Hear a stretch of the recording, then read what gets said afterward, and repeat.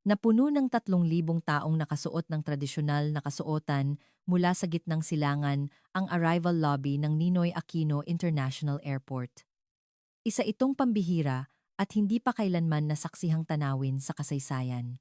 Ngunit ang kislap sa kanilang mga mata ay hindi ang galak ng isang turista. Iyon ay mga luhang may halong pagkamangha at malalim na pagsisisi. Ang Pilipinas pala ang kinabukasang dapat naming hangarin, nagulantang ang buong mundo sa mga salitang iyon. Sapagkat ang walang katulad na paglalakbay na ito ay nagsimula sa isang mapanlait na pahayag laban sa Pilipinas.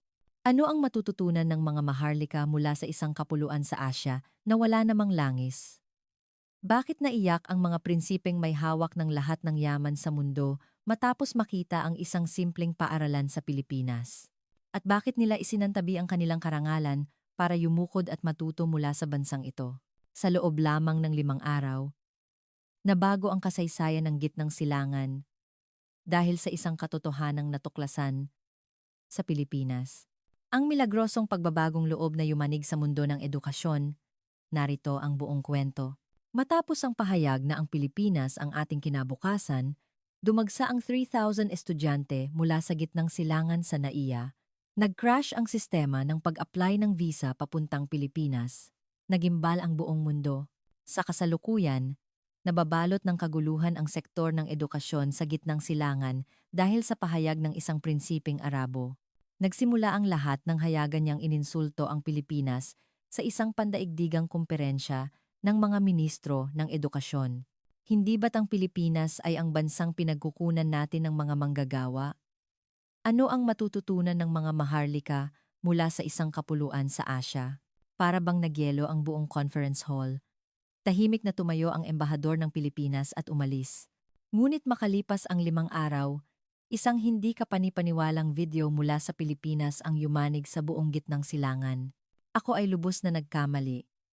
Ang Pilipinas ang pinakamahusay sa buong mundo. Agad na nagpatawag ng isang emergency summit ang 6 na hari ng Gulf Cooperation Council, GCC, at 3,000 maharlikang estudyante ang ipinadala sa NAIA. Ano nga ba ang nangyari sa loob ng 5 araw na iyon? Ang katotohanang nagpabago sa isang prinsipe ng gitnang silangan. Ngayon ay isisiwalat. Magandang araw. Ako si Faisal bin Ali, isang maharlika mula sa Saudi Arabia, 17 taong gulang. Mula nang ako'y isilang, palaging may mga katulong sa aking harapan. Isang kumpas lang ng aking daliri, lahat ay nasusunod. Ang aking pribadong espasyo sa palasyo sa Riyadh ay may higit sa 300 silid, kasama na ang kwarto, opisina, at aklatan. Mayroon akong 5 Ferrari sa garahe at sariling helicopter. Anumang naisin ko, nakukuha ko. Hindi problema ang pera. Ang maipanganak na isang maharlika sa bansang walang katapusang dinadaluyan ng langis ay katumbas ng pagkakaroon ng lahat ng bagay sa mundo. Ilang araw na ang nakalipas, idinaos ang GCC Education Reform Conference sa pinakamataas na palapag ng Emirates Towers sa Abu Dhabi. Puno ang bulwagan ng mga ministro ng edukasyon mula sa 6 na bansa ng GCC, Saudi Arabia, UAE, Kuwait, Qatar, Oman, at Bahrain. Lahat ay yumaman dahil sa langis. Nakaupo ako sa tabi ng aking tiyuhin, ang ministro ng edukasyon ng Saudi Arabia. Sa isang sulok, tahimik na nakaupo ang embahador ng Pilipinas, si Ambassador Reyes, na may suot na translation device. Tumayo ang ministro ng edukasyon ng Saudi Arabia at nagsimula. Kailangan nating paghandaan ang panahon pagkatapos ng langis. Pagkalipas ng 30 taon, ang ating mga anak ay mabubuhay.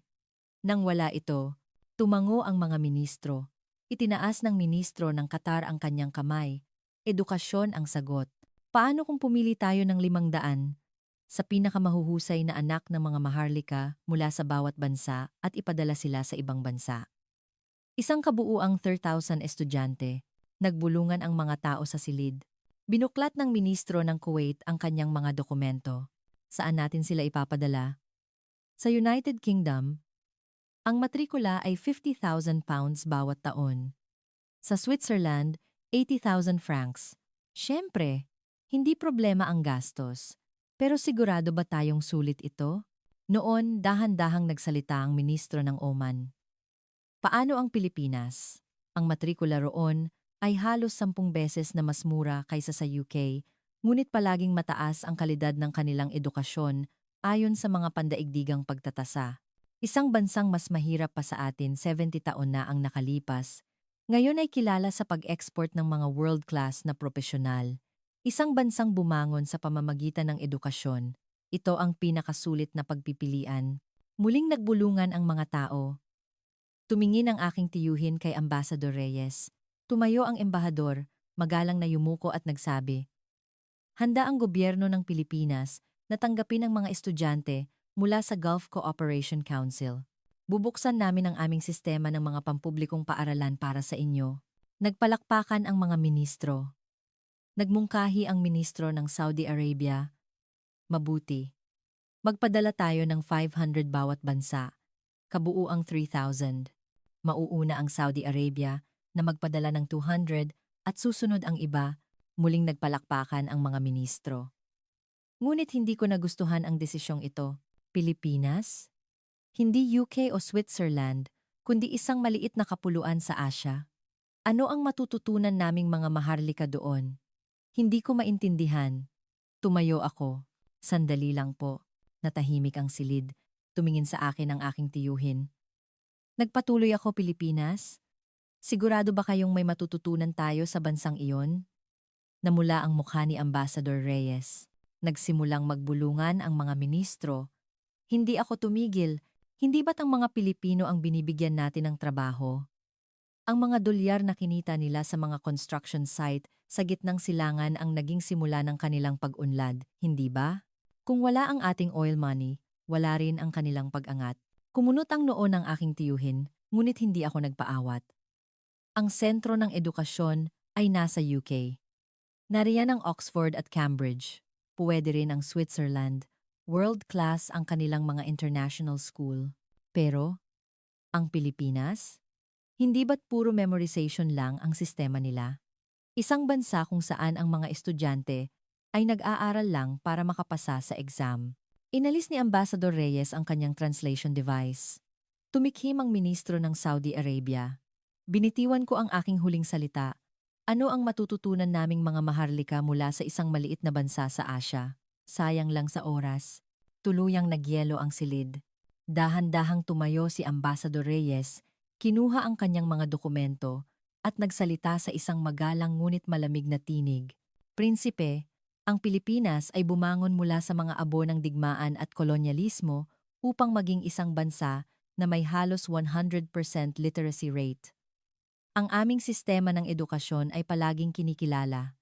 Isang bansang may limitadong likas na yaman na umangat dahil sa lakas at talino ng kanyang mga mamamayan. Pagkatapos ay magalang siyang yumuko at lumabas ng silid. 11:00 ng gabing iyon, nakaluhod ako sa harapan ng mesa ng aking tiyuhin sa palasyo. Sa loob ng 30 minuto, wala siyang sinabi.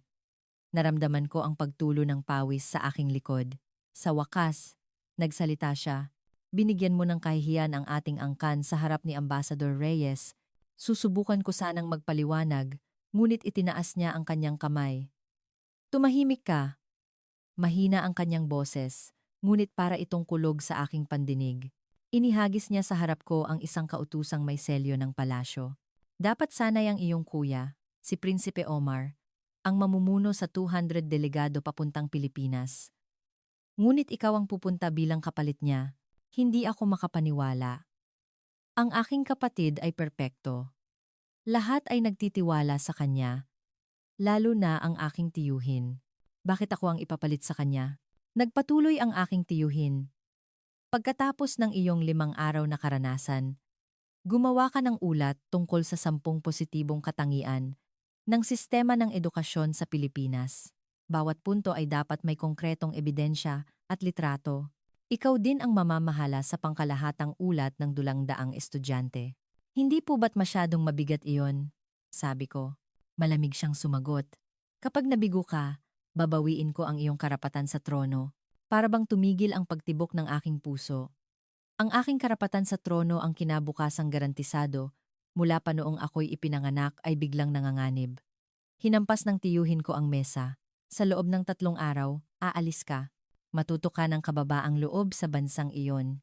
Habang nakayuko, nagtanong ako, paano kung hindi ko mahanap ang 10 katangian?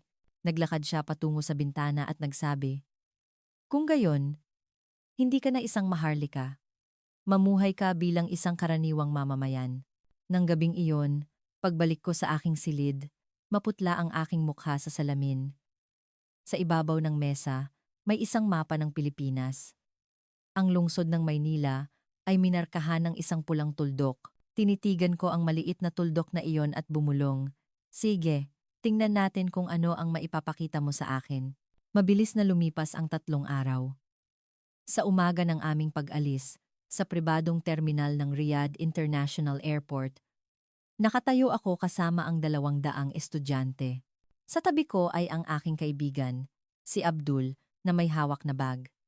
Si Abdul, tulad ko, ay miyembro ng maharlikang pamilya, ngunit wala siyang karapatan sa trono. Sa halip, kasing yaman ko siya at mas bukas ang isipan. Faisal, palagi kang masyadong kampante, sabi ni Abdul habang tinatapik ang aking balikat. Itinago ko ang mapa ng Pilipinas at sumagot. Kampante? Siyempre. Walang anumang matututunan sa Pilipinas. Kumislap ang mga mata ni Abdul. Baka sa pagkakataong ito, magkamali ka. Lumapit siya sa akin at nagsabi, pustahan tayo. Kung mayroon kang kahit isang bagay na matututunan sa Pilipinas, ibigay mo sa akin ang yate mo. Iyong bago, yung 35 metro. Kinabahan ako. Ang yate na iyon ay nagkakahalaga ng $300 milyong. Ngunit nagpatuloy si Abdul. Pero kung talagang walang matututunan, ibibigay ko sa iyo ang private jet ko na matagal mo nang gusto, ang Gulfstream G650. Iyon ang modelong pinapangarap ko. Hinawakan ko ang kamay ni Abdul at ngumiti. Sige, akin na ang private jet na iyon. Nagtawanan kami at nagkamay. Naglakad kami papunta sa hagdan ng aming pribadong eroplano. Isang Airbus A330 ang naghihintay sa amin. Isa-isang sumakay ang dalang-ang-daan estudyante. Habang paakyat sa hagdan, lumingon ako. Nagliliwanag ang mga skyscraper ng Riyadh sa sikat ng araw. Bumulong ako. 10 oras ang biyahe. Nakaupo ako sa tabi ng bintana. Habang si Abdul sa tabi ko ay naghahanap ng impormasyon tungkol sa Pilipinas sa kanyang tablet. Hoy Faisal, sabi ni Abdul, ang Ninoy Aquino International Airport daw ay isa sa mga pinaka-improved na paliparan sa mundo. Maganda rin ang airport ng Dubai, pero tingnan natin. Nagkunwari akong walang interes at tumalikod. Ngunit sa loob-loob ko, naku-curious ako. World class daw? 8:00 ng gabi, lumapag kami sa NAIA. Habang papasok ang eroplano sa gate, sumilip ako sa bintana. Nakita ko ang gusali ng airport. Ang mga ilaw na tumatago sa salaming bubong ay kasing liwanag ng araw. Wow! Ang laki! Bulong ni Abdul. Bumaba kami ng eroplano at naglakad patungo sa immigration. Sa pagtapak pa lang namin, natigilan ako. Ang taas ng kisame ay higit sa 10 metro at ang sahig na gawa sa marmol ay malinis at walang bahid ng dumi. Kamangha-mangha rin ang airport ng Dubai, ngunit iba ito. Ang lawak nito ay kahanga-hanga, ngunit ang tunay na sorpresa ay sumunod. Sa harap ng immigration, isang dambuhalang electronic screen ang bumungad sa amin. Isang 60 metrong lapad at 11 metrong taas na media screen. Hindi lang ito basta flight information. Isang masining na graphic video ang ipinapalabas. Isang tradisyonal na bangkang daw mula sa Saudi Arabia ang naglalayag at sa ibabaw nito, mga salitang Arabe ang lumilitaw na parang kaligrapiya. Maligayang pagdating sa mga panauhin mula sa Saudi Arabia. Sa sumunod na screen, lumitaw ang aking pangalan, Prinsipe Faisal bin Ali. Malinaw na nakasulat sa Arabe na napapalibutan ng gintong arabesque patterns. Hindi ako makahinga. Alam ng screen ng airport ang pangalan ko at sa wikang Arabe pa, kasama ang mga disenyong gumagalang sa aming kultura. Hinawakan ako ni Abdul sa braso. Faisal, tingnan mo.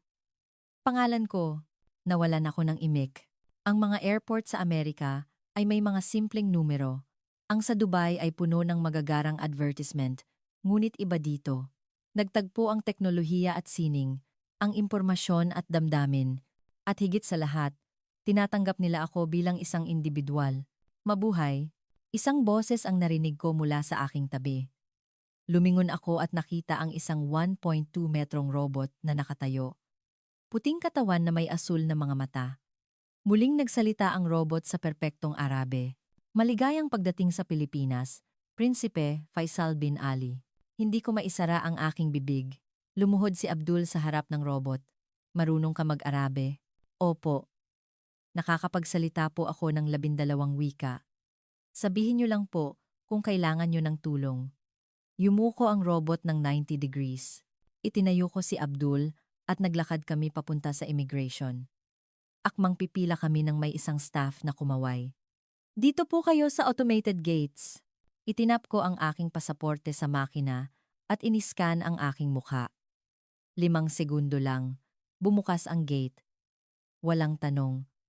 Walang kumpirmasyon. 5 segundo lang. 5 segundo lang. 5 segundo lang. Lumingon ako kay Abdul. Ang bilis. Hindi lang mabilis.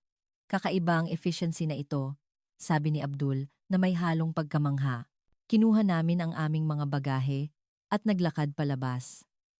Sa exit, isang 30 metrong screen ang nakakuha ng aming pansin. Nakasulat sa Arabe. Maligayang. Pagdating sa mga estudyante ng Gulf Cooperation Council, mula sa Kagawaran ng Edukasyon ng Pilipinas. Nandoon din ang pangalan ko, Faisal bin Ali. Lahat ng 200 pangalan ay tama at nakasulat sa Arabe. Natigilan ako. Isang robot na nagsasalita ng 12 wika, 5 segundong automated immigration, at isang welcome screen na may pangalan namin. Kailangan ba talagang gawin ang lahat ng ito? Medyo sobra yata. Isang bansang may kahangahangang atensyon sa detalye. Ang karanasang nakasentro sa tao na nagsimula sa Naya. Hindi ko pa alam noon na simula pa lang pala iyon. Hinila ako ni Abdul palabas. Isang fleet ng mga limusin ang naghihintay. Sumakay kami sa unang sasakyan. Habang umaandar, tanaw ko ang tanawin sa labas. Walang katapusang hanay ng mga skyscraper sa magkabilang panig ng highway. Mga gusaling may 30, 40 palapag, at mga neon sign na nagpapaliwanag sa kalangitan. Magara ang Dubai, ngunit iba ang Maynila. Ang buong lungsod ay isang dambuhalang kumpol ng liwanag. Makalipas ang isang oras, huminto kami sa isang hotel sa sentro ng Maynila. Moderno at elegante ang hotel. Isang tartapalapag na gusaling gawa sa salamin at bakal. Pagpasok sa lobby, nakakasilaw ang chandelier at ang sahig na marmol ay parang salamin. Binati kami ng staff sa perpektong Ingles. Welcome to the Philippines. Inabot ko ang aking pasaporte. Thank you. Tiningnan ng staff ang computer, pagkatapos ay tumingin sa akin at biglang nagsalita sa Arabe. Ahlan wa sahlan, Prinsipe Faisal. Nagulat ako. Marunong ka mag-Arabe? Opo. Kaunti po. Natural ang kanyang pagbigkas, halos walang accent. Sa kabilang counter, isang staff ang tumutulong sa isang turistang Sino sa matatas na Mandarin. Sa tabi niya, isa pang staff ang sumasagot sa telepono sa Filipino. Bumulong si Abdul. Grabe ang mga wika ng mga staff dito. Tumango ako. Magagaling din ang mga hotel sa gitnang silangan, ngunit kumukuha sila ng mga dayuhang staff para magsalita ng iba't ibang wika. Mga Pilipino, Indian, Kanluranin. Ngunit dito, mga Pilipino mismo ang nagsasalita ng mga banyagang wika. Pagkatapos mag-check-in, lumapit ako sa concierge. Paano kayo natutong magsalita ng ibang wika ng ganito kahusay? Magalang na sumagot ang concierge. Pinag-aralan po namin sa eskwelahan. Sistematiko po ang foreign language education sa Pilipinas. Ang Ingles ay required mula elementarya at marami sa universidad ang kumukuha ng pangalawang banyagang wika. Naglakad ako papunta sa elevator. Edukasyon sa paaralan lang, ganito na kahusay. Iba talaga ang sistema. Naisip ko, pagbukas ko ng pinto ng aking suite sa 18 palapag, isang malawak na silid ang bumungad. Tanaw mula sa bintana ang city lights ng Maynila. Tumayo ako sa tabi ng bintana at tumingin sa ibaba. Milyon-milyong ilaw ang kumikislap, pati Arabe. Alam nila, medyo nakakagulat, hindi ko napigilang sabihin. Ang robot, ang automated immigration, ang welcome screen, ang multilingual hotel staff. Wala pang isang araw, 4 na beses na akong namangha. Humiga ako sa kama at tumitig sa kisame. Baka nga iba ang bansang ito sa inaakala ko. Bukas, pupunta kami sa paaralan. Hindi ko pa alam kung ano ang makikita ko. Ngunit isa lang ang sigurado. Nang batiin ng 60 metrong screen ang pangalan ko, sa unang pagkakataon, naramdaman kong iginagalang ako. Hindi dahil isa akong maharlika, kundi bilang isang tao. Isang mainit na pakiramdam ang dumaloy sa aking dibdib. Ano kaya ang naghihintay sa akin bukas? Kinabukasan, 7:30 ng umaga, sa lobby ng hotel, nahati sa 5 grupo, ang 200 estudyante. 4 na po kami sa aming grupo. Mula ngayon, 5 araw kayong makikibahagi sa isang pampublikong high school sa Maynila, sabi ng aming tour guide, isang paaralan na may 1,200 estudyante. Pagkatapos ng 10 minutong biyahe, huminto kami sa harap ng isang 5 palapag na gusali. Malinis ang itsura, ngunit hindi magarbo. Sinalubong kami ng punong guro. Maligayang pagdating, ito ay isang pampublikong paaralan na itinayo 40 taon na ang nakalipas. Dito, lahat ng 1,200 estudyante ay tumatanggap ng pantay na edukasyon. Dinala kami sa isang silid-aralan. Mas moderno ito kaysa sa inaasahan ko. May electronic whiteboard sa harap at bawat mesa ay may tablet. May air purifier sa kisame at water dispenser sa likod. Ipinaliwanag ng guro, hindi espesyal ang silid-aralang ito. Lahat ng pampublikong paaralan sa buong Pilipinas ay may ganitong pamantayan. Sa Maynila man o sa probinsya, pantay ang infrastruktura ng edukasyon. Iyan ang pundasyon ng aming prinsipyo. Natigilan ako, lahat ng pampublikong paaralan, pare-pareho. Sa Saudi Arabia, tanging mga paaralan para sa maharlika ang may ganitong pasilidad. Ang mga ordinaryong paaralan ay luma at kulang sa gamit. Ngunit dito, pantay-pantay sa buong bansa. Siniko ako ni Abdul. Hoy, hindi ba't ito ang unang punto para sa ulat mo? Kinuha ko ang aking notebook. Kumpletong pagkakapantay-pantay ng infrastruktura sa edukasyon. Kumuha rin ako ng ilang litrato. Hindi ko man gustong aminin, malinaw na iba ito sa amin. Pagkatapos ng klase sa umaga, oras na ng tanghalian. Sumunod kami sa mga Pilipinong estudyante palabas. Narating namin ang kantina sa unang palapag. Isang malawak na espasyo na may mahahabang mesa. Sa isang gilid, may serving counter. Lumapit sa amin ang isang estudyanteng Pilipino na nagngangalang Jose. Kumuha kayo ng tray. At pumila, natigilan ako. Kumuha ng tray at pumila? Ako, isang maharlika? Nagkatinginan kami ng mga kasama ko. Ang mga estudyanteng Pilipino, kasama ang kanilang mga guro, ay nakapila na. Inabutan ako ni Jose ng tray. Dito, pantay-pantay ang lahat. Mayaman o mahirap, guro o estudyante. Pare-pareho ang pagkain. Kinuha ko ang tray. Ito ang unang pagkakataon sa buong buhay ko. Sa bahay, mga katulong ang naghahain. Sa restaurant, mga waiter. Ngunit ngayon, hawak ko ang isang stainless steel na tray, nakapila sa likod ng 40 estudyante. Sa harap ng counter, isang staff ang nagsandok ng sinigang, kanin, at adobo sa aking tray. Ngunit may isa pang nakahain lechon kawali. Natigilan ako. Lechon sa tanghalian ng eskwelahan? Espesyal na menu po ba ito? Tanong ko. Hindi po, yan po ang tanghalian ngayon. Minsan sa isang buwan, may ganito kaming ulam. Napatingin ako kay Abdul, nanlalaki rin ang mga mata. Sa palasyo sa Riyadh, ang mga ganitong pagkain ay para lang sa mga espesyal na okasyon. Pero dito, pananghalian lang at pare-pareho ang dami, walang diskriminasyon. Humanap ako ng upuan. Umupo si Jose sa tapat ko. Kain tayo. Masarap ang pagkain dito. Kinuha ko ang aking kubyertos. Ang araw na humawak ng tray ang isang prinsipe, ang kayabangan ay naging kababaang loob. Pumasok ang mga salitang iyon sa aking isip. Sa unang pagkakataon, Ako mismo ang kumuha ng pagkain at naghanap ng upuan. Prinsipe, estudyante, guro lahat ay nasa iisang pila, kumakain ng iisang pagkain. Ang pader ng pribilehiyo ay gumuho sa isang subo ng pantay na pananghalian. Sumubo ako ng kanin at adobo. Ang sarap. Sumunod ang lechon. Malutong at malasa. Mas masarap pa yata sa kinakain ko sa palasyo. Dahil ba ako mismo ang kumuha nito? Dahil ba kasabay kong kumakain ang mahigit 1,000 estudyante? Sabi ni Abdul, Faisal, ito ang tunay na pagkakapantay-pantay. Noong ininsulto ko ang Pilipinas, mali pala ako. Ngayon ko lang nakita, tumango ako. Oo, wala talaga tayong alam. Pagkatapos kumain, dinala namin ang aming mga tray sa return station, ngunit pinigilan ako ni Jose. Sandali. Ikaw ang maghuhugas niyan. Maghuhugas? Oo. Ang pinagkainan mo, lilinisin mo. Lahat kami, ganyan ang ginagawa. Nagpunta si Jose sa lababo. Binanlawan ang kanyang plato at inilagay sa tamang lalagyan. Natigilan ako.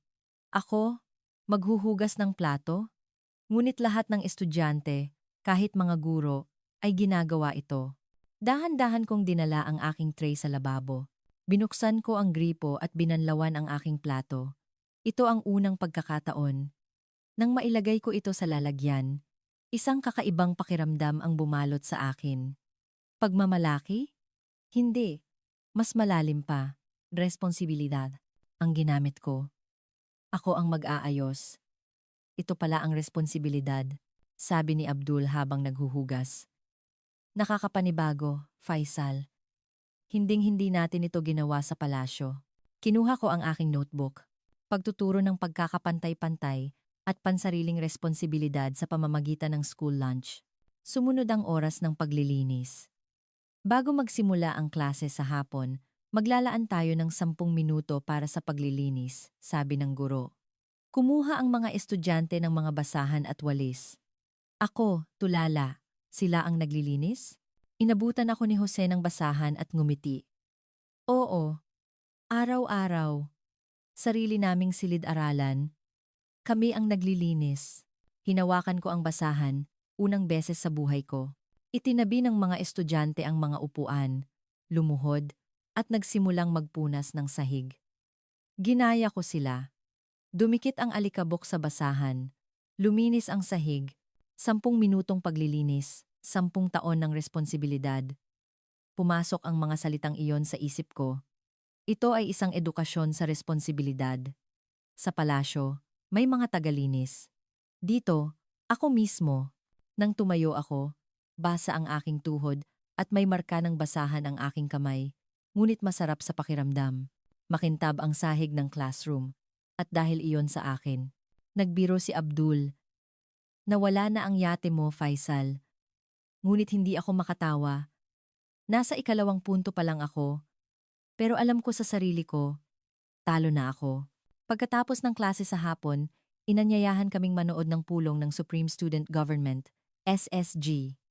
Sa isang conference room, 25 na kinatawan ng mga mag-aaral ang nakaupo sa isang bilog na mesa. Simulan na natin ang 32 pulong ng SSG, sabi ng presidente. Unang agenda, pagboto para sa menu ng school fair. Option A, barbecue. Option B, spaghetti. Nagtaas ng kamay ang mga estudyante. Barbecue, 13 boto. Spaghetti, 12. Barbecue ang nanalo. Hindi ako makapaniwala. Ang mga estudyante ang nagpapasya sa menu. Sa Saudi Arabia, ang paaralan ang nasusunod. Ngunit dito, ang mga estudyante ang bida. Ikalawang agenda, 2% pagtaas ng budget para sa mga club. 18 boto ang sang-ayon. Naaprubahan. Nagpalakpakan ang mga estudyante. Ipinaliwanag ni Jose. Ang SSG ang nagpapasya sa menu, budget, mga patakaran, at mga event. Siyempre, sinusuri ito ng mga guro, pero ang opinyon ng mga estudyante ang prioridad. Kinuha ko ang aking notebook. Pagtuturo ng demokratikong pamamahala sa pamamagitan ng student autonomy. Ang mga estudyante ang nagpapasya, ang mga guro ay gumagabay, sumunod na agenda. Pagbabago sa patakaran sa buhok. Pinagdebatehan ito ng mga estudyante. Mainit ang diskusyon, ngunit walang nagagalit. Nirerespeto nila ang opinyon ng bawat isa. Pagkatapos ng 20 minuto, nagbotohan sila. 14 na boto ang pabor. Naaprubahan. Napuno ng paghanga ang aking dibdib. Ito pala ang demokrasya. Lahat ay nagpapahayag ng opinyon, nagdedebate, at bumoboto. Sa Saudi Arabia, ang hari ang nagpapasya. Dito, ang mga estudyante mismo. Ang demokrasya ay hindi natututunan sa isang gabi. Pinapraktis ito araw-araw, sabi ni Jose. Kinagabihan, dinala kami sa isang istasyon ng MRT. Ngayon, sasakay tayo ng tren para maranasan ang pampublikong transportasyon. Bumaba kami sa platform. Puno ng tao. Dumating ang tren at pumasok kami. Siksikan. Nakahawak ako sa handrail. Ako, isang maharlika, nakasakay sa pampublikong sasakyan. Sa sumunod na istasyon, isang matandang babae ang sumakay. Agad na tumayo ang isang high school student. Dito na po kayo, Lola. Umupo ang matanda. Salamat, iho. Sumunod, isang buntis. Isa na namang estudyante ang tumayo. Dito na po kayo. Ate, napuno ng init ang aking dibdib. Ang pagbibigayan sa loob ng isang bagon ng tren ay isang aral sa komunidad. Hindi ito itinuturo sa classroom, kundi isinasabuhay. Ito ang kultura ng pagmamalasakit. Kinuha ko ang aking notebook. Edukasyon sa kultura ng pagmamalasakit sa pang-araw-araw na buhay. Habang naglalakad kami sa syudad, sinabi ko kay Abdul, "Talo na ako." "Abdul, iyon na ang yate." Ngumiti si Abdul. "Isang araw pa lang, pero alam mo na agad?" "Oo." 4 puntos na ang nahanap ko, at alam kong marami pa. Nahiya ako sa sarili ko. Ngunit kasabay nito, nagpapasalamat ako. Itinuturo sa akin ng bansang ito kung ano ang tunay na edukasyon, ano ang tunay na pagkakapantay-pantay, ano ang tunay na demokrasya. 3 araw, klase sa math. Nagulat ako nang makitang iba-iba ang ginagawa ng mga estudyante sa kanilang tablet. Ito po ang aming AI tutor system. Paliwanag ng guro. Sinusuri nito ang antas ng bawat estudyante at nagbibigay ng customized na gawain. Ang silid-aralan ay isa, pero lahat ay natututo sa sarili nilang bilis. Sa Saudi Arabia, ang mga maharlika lang ang may personal tutor. Dito, lahat ng estudyante sa pampublikong paaralan ay mayroon personalized learning system gamit ang AI. Hapon, binisita namin ang guidance counselor's office. Hindi ito opisina, kundi isang ligtas at komportableng lugar. May malambot na sofa, mga painting, at art materials. Ang kalusugan ng isip ng mga estudyante ay bahagi rin ng edukasyon, sabi ng counselor. Hindi lang grado ang mahalaga, kundi ang kanilang kaligayahan. Sa Saudi Arabia, ang emosyon ay tanda ng kahinaan. Dito, ito ay pinapahalagahan, sistema ng pangangalaga sa emosyonal at psikolohikal na kalusugan ng estudyante. 4 na araw, bumisita kami sa pambansang museo. Nalaman namin ang tungkol sa baybayin, ang sinaunang alpabeto ng Pilipinas. Ito ay para sa lahat, hindi lang para sa mga elite. Sabi ng guide, sinubukan naming isulat ang aming pangalan sa baybayin. Demokratisasyon ng kaalaman sa pamamagitan ng sariling sistema ng pagsulat. Hapon, pumunta kami sa Intramuros. Nagsukat kami ng barong Tagalog. Ginamit namin ang VR technology para libutin ang lumang Maynila, ang pagsasama ng tradisyon at modernong teknolohiya.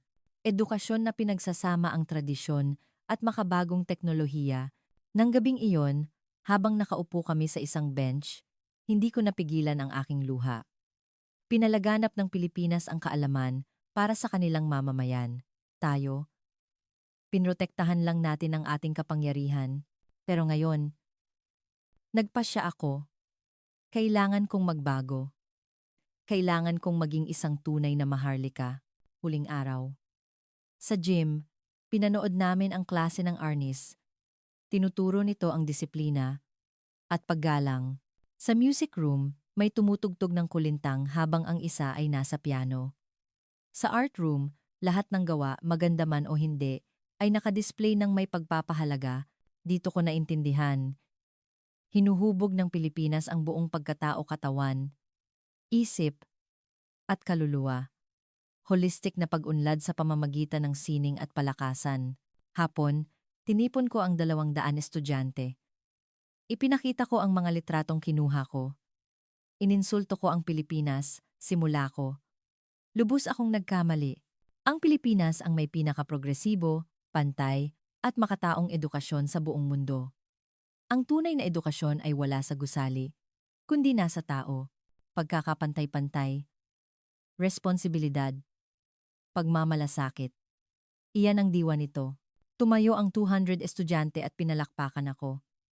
Kinuha ko ang aking notebook at isinulat ang huling punto. Ang pilosopiya ng edukasyon na humuhubog sa tao at nagpapaunlad sa bansa. Nang gabing iyon, nag-text ako sa aking tiyuhin.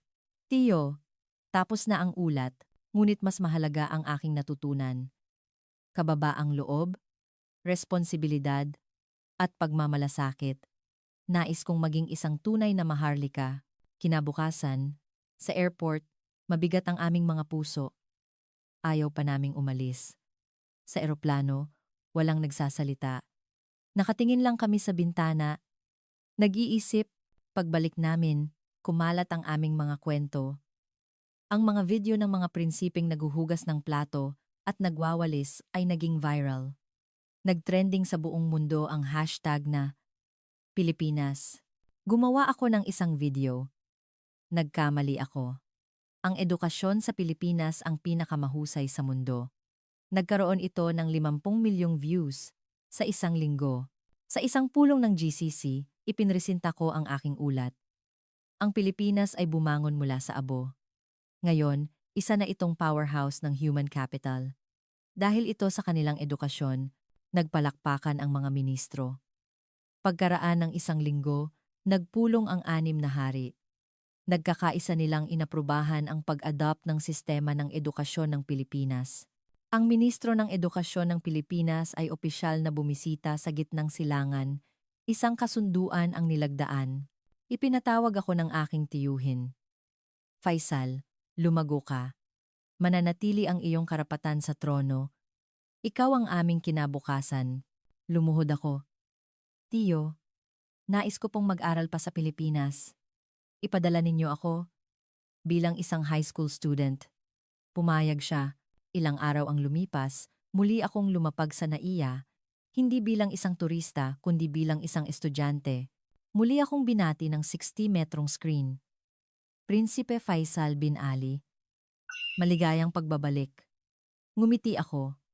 Iba na ang pakiramdam. Ito ay pag-uwi. Sinalubong ako ni Jose. Pumasok kami sa classroom. Sa aking mesa, may tablet, mga aklat, at isang basahan. Ngumiti ako. 10 minutong paglilinis, 10 taon ng responsibilidad. Sa oras ng tanghalian, pumila ako, hawak ang aking tray. Natural na ito sa akin. Gabi, sa dormitoryo, binuklat ko ang aking notebook at nagsimulang magsulat ng mga plano para sa Saudi Arabia. Pantay na infrastruktura para sa lahat ng paaralan. SSG, guidance counselors, AI tutors, pagtuturo ng responsibilidad. 1 taon mula ngayon, babalik ako sa Saudi Arabia. Ngunit mas lalo pa akong lalago. At lahat ng natutunan ko, isa sa buhay ko. Ang isang tunay na maharlika ay nagtatayo ng isang komunidad, ang regalong ibinigay sa amin ng Pilipinas, pagkakapantay-pantay, responsibilidad, pagmamalasakit, demokrasya, at pagmamahal ay ibibigay din namin sa aming mga mamamayan. Ito ang tunay na edukasyon. Ito ang himalang ipinakita ng Pilipinas. Ito ang kwento ni Prinsipe Faisal. Isang maharlikang mayroon ng lahat, na natuto ng kababaang loob, responsibilidad, at pagkakapantay-pantay sa Pilipinas. Ang mga bagay na itinuturing nating ordinaryo ay may pambihirang halaga. Ang edukasyon ng Pilipinas ay isang himala na pinagmamasdan ng buong mundo. isang bansang bumangon dahil sa lakas ng kanyang mga mamamayan.